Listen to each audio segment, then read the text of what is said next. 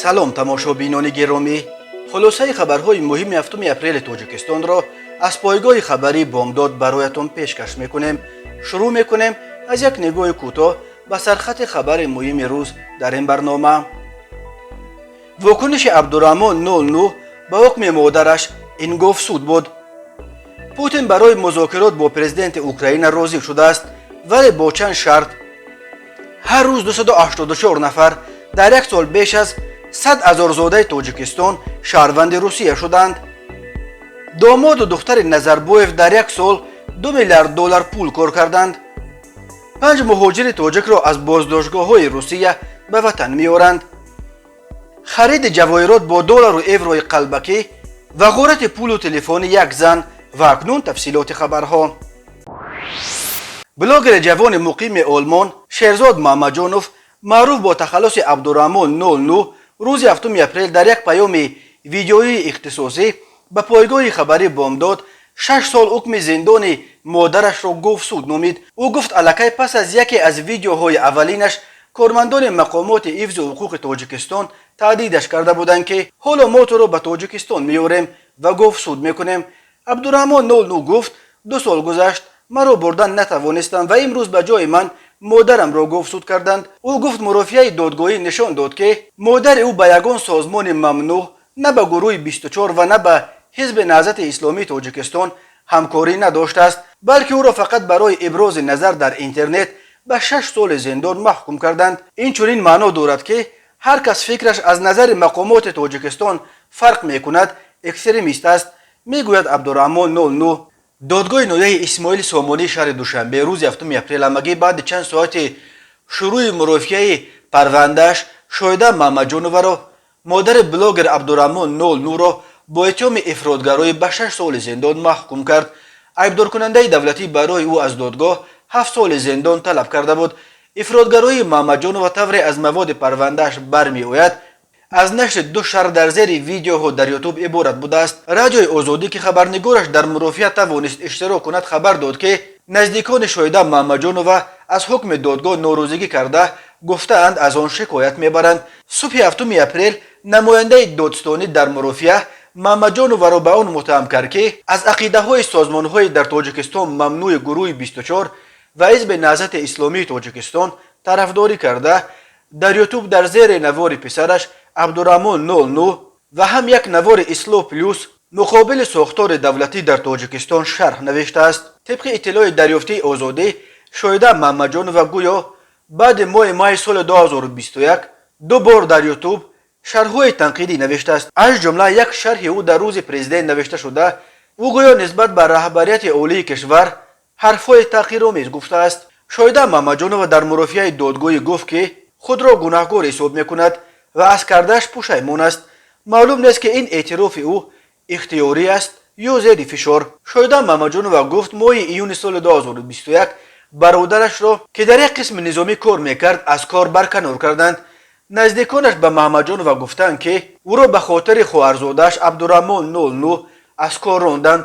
ӯ дар додгоҳ гуфт вақте ба манзили модараш омад ва аҳволи бародарашро дид худро гунаҳгор ҳисоб кард. вай афзуд дар оғози соли таҳсили 2021 вақте дид ки бародараш дар харидани либосҳои мактабӣ барои фарзандонаш мушкилӣ дорад асабонӣ шуд ва ин 2 шарҳро дар ютуб навишт. вакили дифои шоҳида маҳмаҷонова аз додгоҳ хост ки бо назардошти пушаймон будани зерҳимояти ӯ нисбаташ ҷазоҳои ғайри ҳабсӣ татбиқ шавад.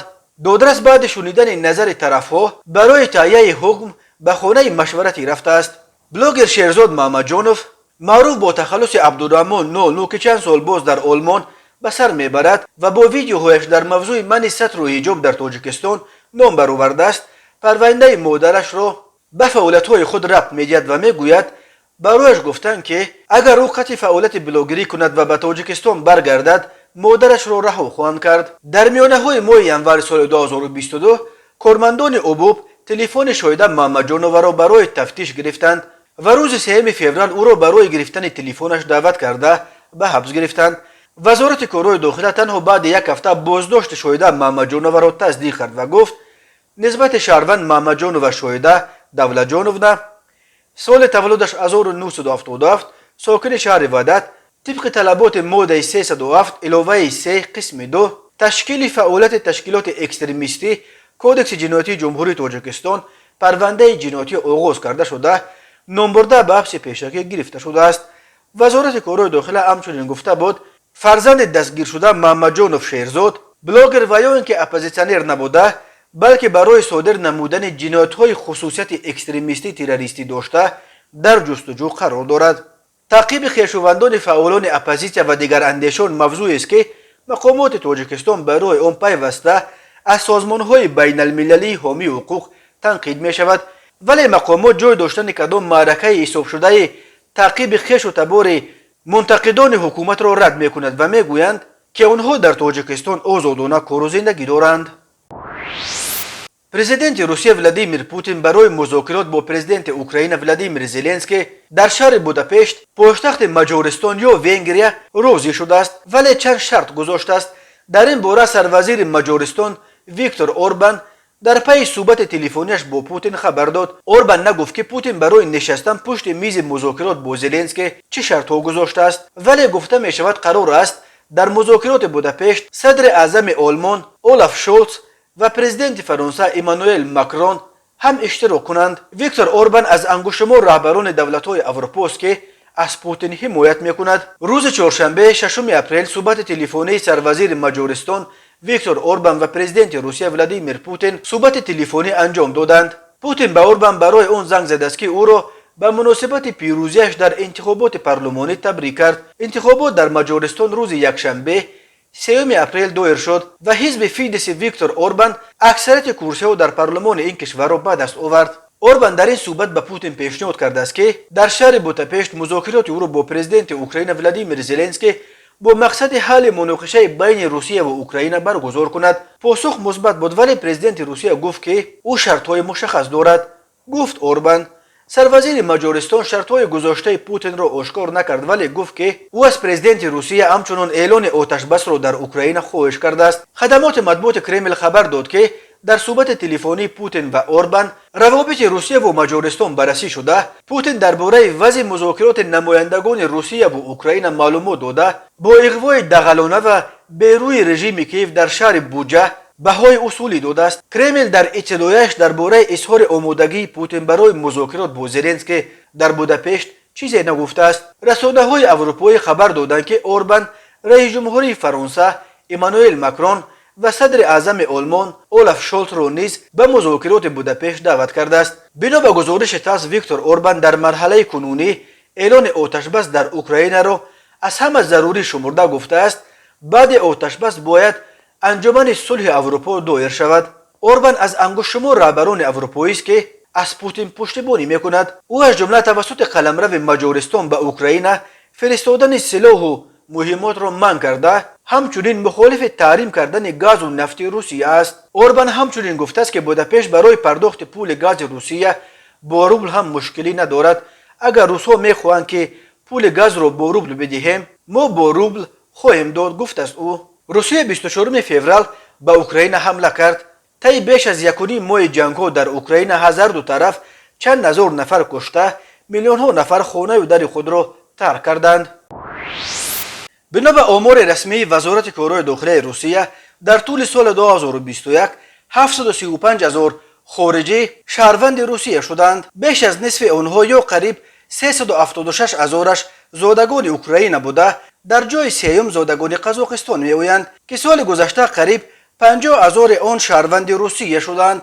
در دو جای بعدی ارمنستان با نزدیک 47,000 و ازبکستان با حدود 32,000 نفر میآیند، ولی جای دوم را در این چمپیونات غیر رسمی دریافت شهروندی روسیه زادگان تاجیکستان به دست آوردند. سال 2021 در عموم 130,681 زاده تاجیکستان شناسنامه تاجیکی خود را با شناسنامه روسی عوض کرده است.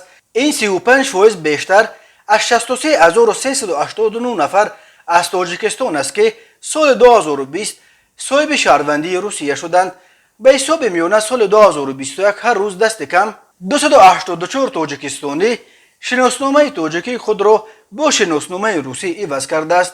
سال 2020 این نشان دهنده 173 نفر را در یک روز تشکیل میداد، بنا به امور رسمی وزارت کارهای داخلی روسیه حالا باز 96,000 نفر از زادگان تاجیکستان در روسیه حق اقامت و انرژه و باز 47,000 نفر دیگر اجازت برای اقامت موقت RVP به دست آوردند. همچنین هر سال هزاران آینه از تاجیکستان خود را برای کوچیدن به روسیه برای زندگی دائم طبق برنامه‌های چون پرسلین ساعته چسونیکوف ثبت نام می‌کنند. این به معنی است که باز ده‌ها هزار تاجیکستانی دیگر برای گرفتن شهروندی روسیه در نوبت ایستادند. بنا به آمارها در 8 سال اخیر حدود 300,000 تاجیکستانی شهروند روسیه شده.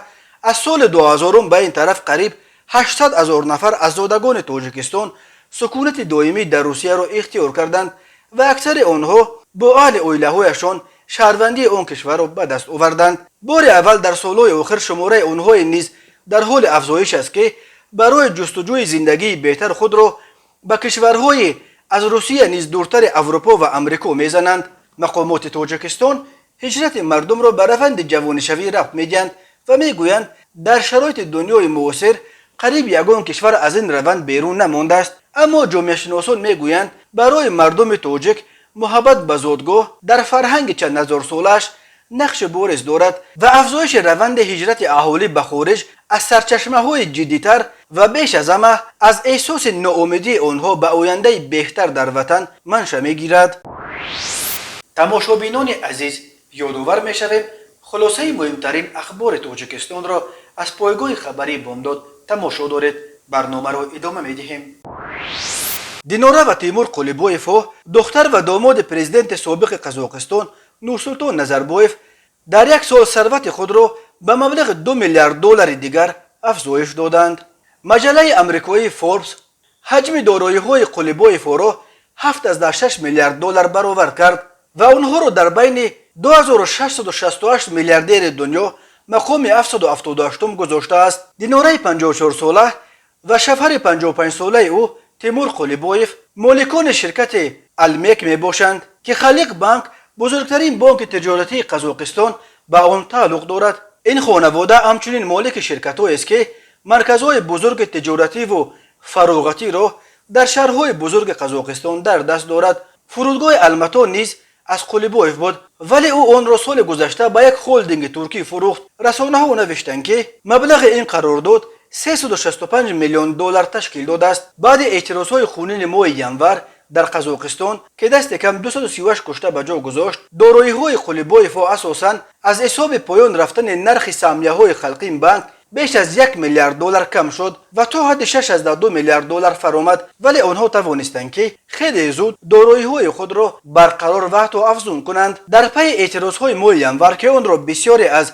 ناظران همچون مبارزه برای قدرت و قلمرو نفوذ بین اطرافیان نظربایف و آدمان پرزیدنت کنونی قاسم جمعت توقایف مانداد میکنند، باعث کاهش به شدت نفوذ تا سال جاری به حدود کلان نظربایف شد. از جمله عرص داماد نورسلطان نظربایف را از مقامهایشان برکنار کردند و تیمور قلیبایف داماد از همه ثروتمند و پرنفوذ نظربایف نیز از مقام رهبر پالات ملی صاحبکاران قزاقستان استعفا داد، ولی او مقام رهبر اتحادیه کارخانه‌های ساحه انرژتیکی قزاقستان کاز انرژی باقی ماند. قلیبایف و همسرش طوری به نظر میرسد موقعهایشان در عرصه بیزنس قزاقستان را نیز تا حال حفظ کردند. اخیرا خبرنگاران آلمانی باز چند مال و ملک قلیبایف را به مبلغ 100 میلیون یورو در آلمان پیدا کردند. این خانواده همین طور در چندین کشور دیگر اروپا نیز مال و ملک زیاد خریده است. در عموم بر روی خط فوربس 5 میلیاردر از قزاقستان را یافتند. جمع دارایی‌های میلیاردرهای قزاق 21.7 میلیارد دلار بوده است. از کشورهای دیگر آسیای مرکزی کسی بر روی خط فوربس راه نیافته است. الشیر عثمانوف و اسکندر محمودوف 2 میلیاردر مشهور زاده ازبکستانند، ولی از بس که تجارت آنها اساساً به روسیه ربط دارد آنها همچون میلیاردرهای روس میگذرند. سفارت تاجیکستان در مسکو خبر داد که کارمندان خدمات کنسولی تاجیکستان در روسیه روزهای 5 و 6 اپریل از بازداشتگاه‌های موقتی شهروندان خارجی واقع در شهر کیموفسکی ولایت تولا و دهه سخارو در کنار شهر مسکو بازدید کرده با احوال مهاجران تاجیکی که در این بازداشتگاه نگاه داشته میشوند شنود شدند. این بازدیدها به گفته سفارت به مناسبت عید نوروز و با مقصد تامین حفظ حقوق شهروندان تاجیکستان صورت گرفته است کارمندان کنسولگری با خود برای مهاجران تاجیک یک مقدار مواد غذایی و دیگر محصولات مورد نیاز نیز بردند. از جمله معلوم شده است که در حال حاضر در بازداشتگاه‌های شهر کیموفسک 6 شهروند تاجیکستان نگاه داشته می‌شوند. به یک نفر آنها که یگان حجت نداشت از جانب کنسولگری به طور رایگان شهادتنامه بازگشت به وطن داده شده است. گفته می شود که با مساعدت سفارت 5 شهروند تاجیکستان از 12 تا 19 اپریل سال جاری به وطن فرستاده می شوند.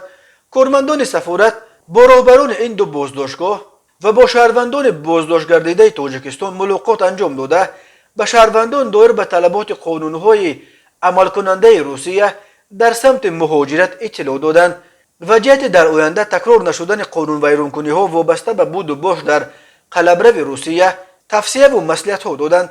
سفارت میگوید کارها در سمت شناسایی با شرایط بازداشتگاه‌ها، حجت‌گذاری و برای هر چه زودتر به تاجیکستان فرستادن شهروندان موقتا بازداشت گردیده در تمام شهر و ولایت‌های روسیه منتظم انجام داده می‌شوند.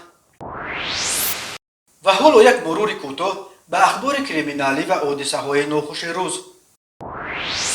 هنگام گذراندن چاره‌بینی‌های اپراتیوی جستجویی از جانب کارمندان شعبه وزارت کارهای داخله در ناحیه اسماعیل سامانی، مرد 33 ساله ساکن پایتخت همچون گمانبر در تیار کردن یا به معاملات برآوردن پول یا کاغذ قیمتناک قلبکی دستگیر کرده شد. نامبرده 4 فوریه سال 2022 در بازار شهر باختر از مرد 45 ساله ساکن امین شهر که به خرید فروش جواهرات طلایی مشغول می باشد یک عدد گردنبند طلایی و یک عدد دستمانه طلایی را به مبلغ 82250 سامانی نرخ‌گذاری کرده آنها را گرفته بر عوضش 70 عدد کپیور 100 دلاره جمع به مبلغ 7000 دلار امریکایی و 38 عدد کپیور 50 یورو جمع به مبلغ 1900 یورو قلبکی داده از جای حادثه غیب زده است.